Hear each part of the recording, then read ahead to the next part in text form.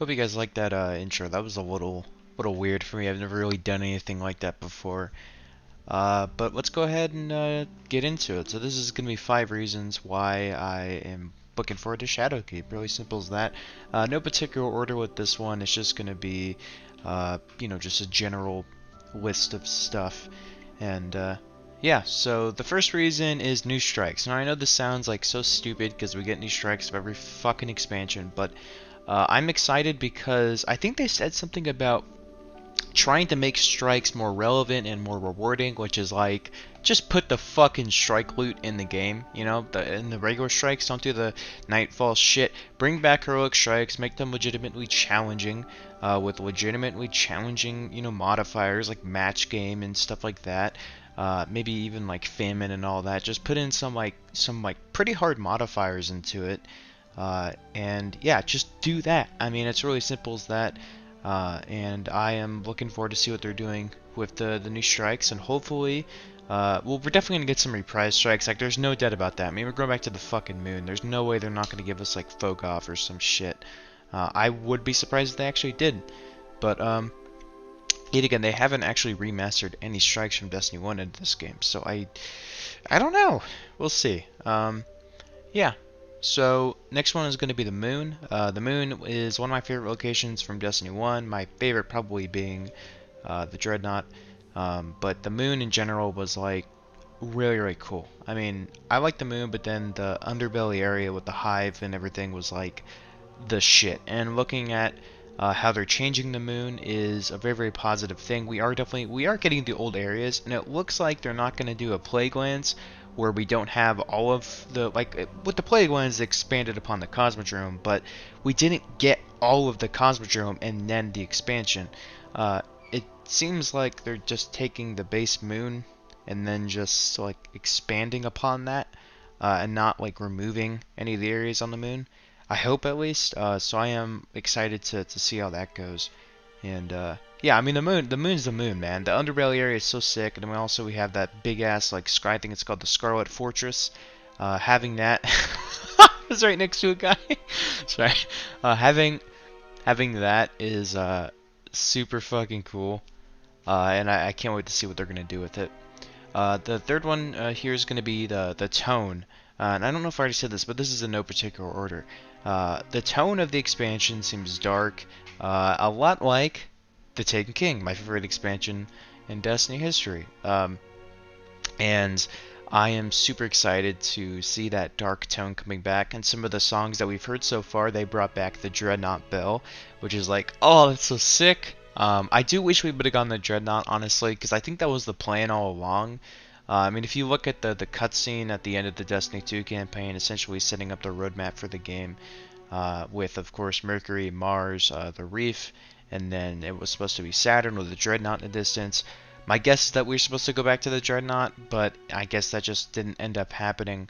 But, it is what it is, till jizz, I guess. But, yeah. Fourth thing here is going to be the Black Garden Raid. Now, the raid looks like it's going to be super cool. Black Garden is one of my favorite locations of all time in Destiny. It's not really a destination per se. It's only been in, I think, just like one mission, or 2 missions. It's been in a strike, and then you can glitch into the whole thing in Mars, which is very cool. And you can just go walk around and explore the Black Garden and get pretty much all the way up until the heart area, the heart of the Black Garden.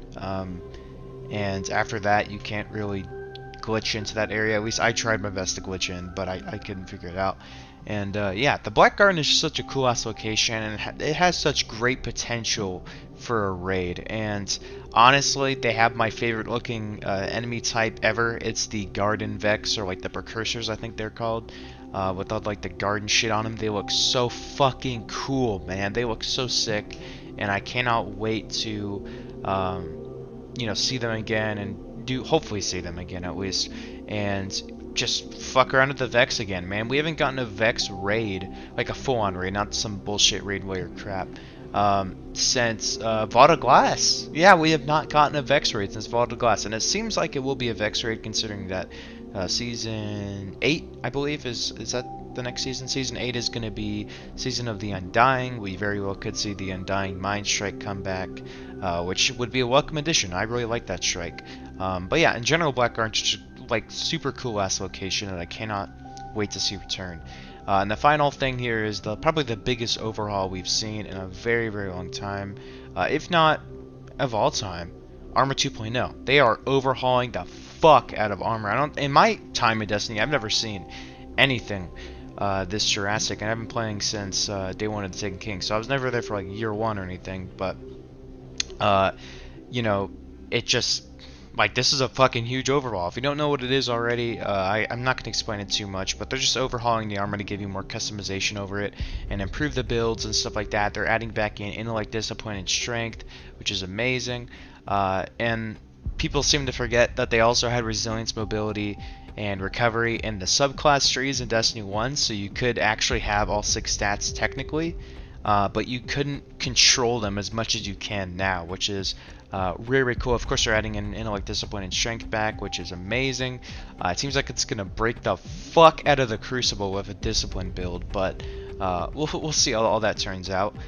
They are like replacing the super mods with intellect mods, I think, which just improves your intellect. I think they're doing that on some pieces of armor.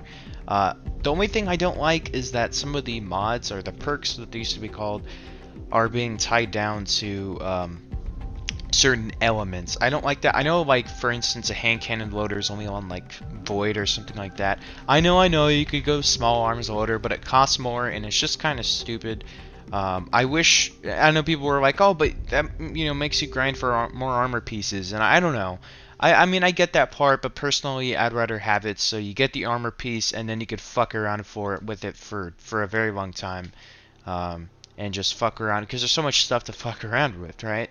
So I just wish it was that way, but they are trying. I mean, this is Bungie's vision, after all. They're trying to get the grind and some, you know, some player investment there, so I do respect that. Yeah, that's going to be the whole list there. Like I said, not in particular order, but that's the reason why I'm super excited for Shadowkeep.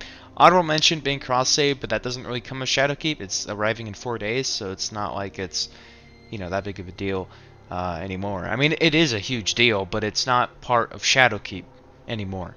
So, yeah, it's going to be the list, and peace.